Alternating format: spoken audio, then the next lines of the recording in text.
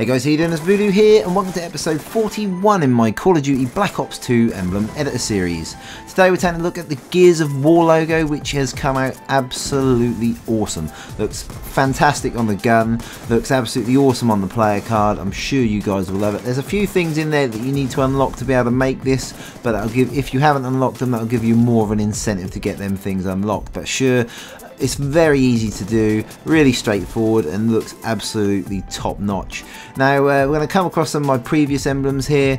A lot of you guys may have seen them, but if you're new to the series, all these emblems you're seeing on the screen now are on my playlist. Go to the link in the description, click on that, and you'll see all the other 41 emblems in that playlist, and that will get you sort of on the road to sick emblems. But anyway, grab yourself a circle on this one. You're going to want to turn that one red, then we're going to copy and paste that, put the circle on top, turn it black, make it a little bit smaller. We will fettle the sizes of these circles just a little bit, just to get them nice and just right. Then what we're going to do is move that black circle up the order a little bit and grab ourselves a monolith. Now you're going to want to freescale the monolith by clicking in the right thumbstick and scale that down, and it's going to look like a tooth of a cog. These two teeth are not all exactly perfectly spaced, the gaps are not exactly the same, and they don't have to be the actual original logo. They're not all exact, they're sort of slightly sort of off each other, but that's how we've done it. I've sped this little bit up in the sort of interest of time, due to it's just a copy and paste exercise on all of them monoliths, just to get 8 of them in total all around the cog, and we've got a good foundation now for the image.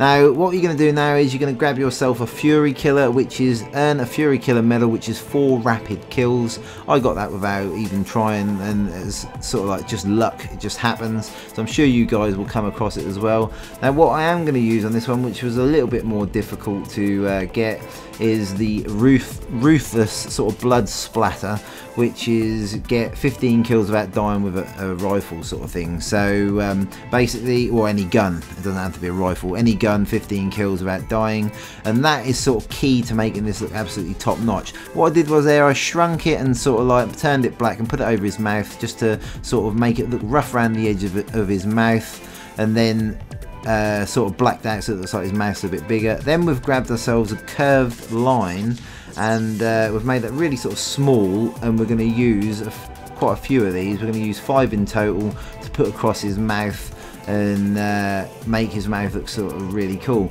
Now the second one, what you see I'm doing there, I've made it sort of extra long so it goes across the centre of his nose, because he's got a sort of line on the original image. He has a line through the gap on his nose, and obviously like skulls do have, and that's what that one's there for, to recreate that.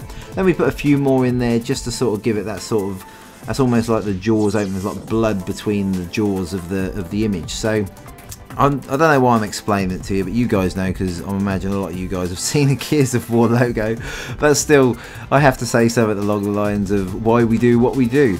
But then what I'm going to do is I'm going to grab a oven mitt, and we're going to sort of spin that round, turn it black, and we're going to sort of elongate the eyes. The reason I'm doing little details like this is because obviously that skull on the back is an off-the-shelf shape, and there's not a lot of skill involved if you don't put your own little stamp on it.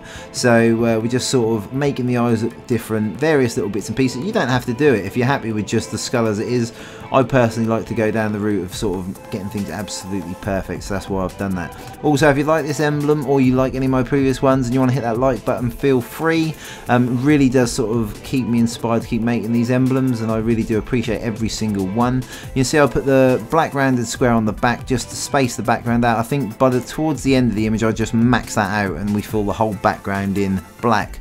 So what we're doing now is I've grabbed another one of them ruthlesses, and I'm putting that sort of over the corners. I did mess around with the opacity a little bit, but I wasn't happy. I kept the opacity maxed in the end to 100%, and that's just to rough up the edges and make the gears in that corner are sort of like got the edges taken off. And also we're going to use a lot of these ruthlesses all the way around, just to give it that sort of rough and ready sort of look.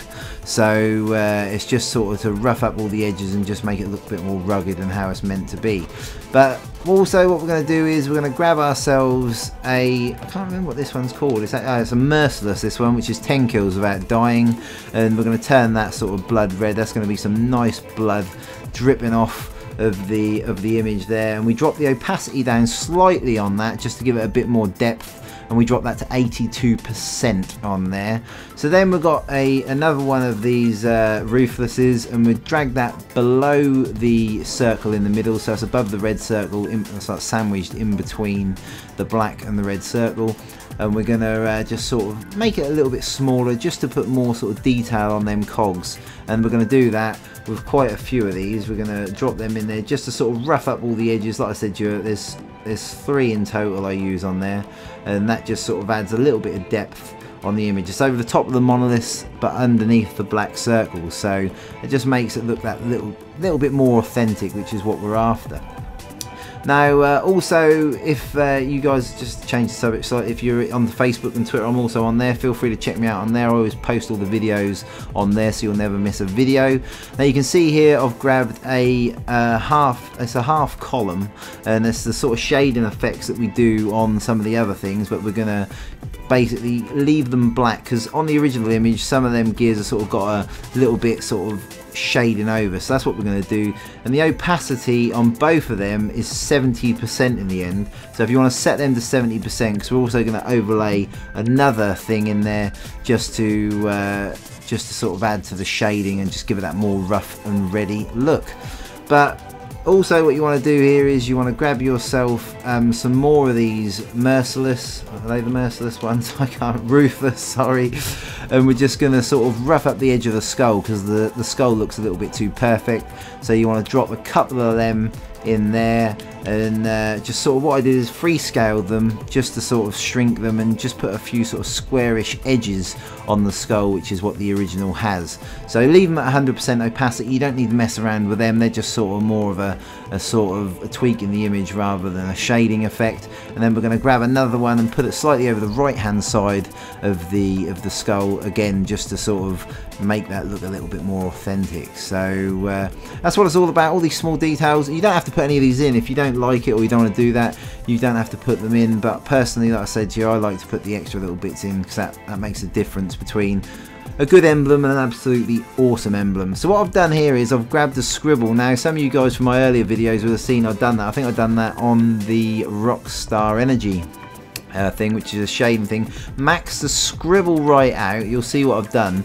I've twisted it. Once it's maxed right out, you get a nice sort of, there's bits where there's gaps and that's sort of like fuzzy, and I've twisted it, and so it goes from top left to bottom right, and then sort of that's black, and the opacity on that's 22% is where we leave it at the end. 22% is where that's at, and basically that then adds a little bit of sort of depth of shade in. The skull still stands out really nice and red, but the edges is just that little bit shaded in. So I'm sure you guys like this one. I know I'm really pleased with the way it's come out. It's absolutely awesome, looks sick on the player card and on the gun, and I think if you guys can do this, which is really simple to do, people in the lobbies are going to really like it. So as always guys, thanks ever so much for watching. Please don't forget to rate, comment and subscribe, and I shall see you in the next video. See you later.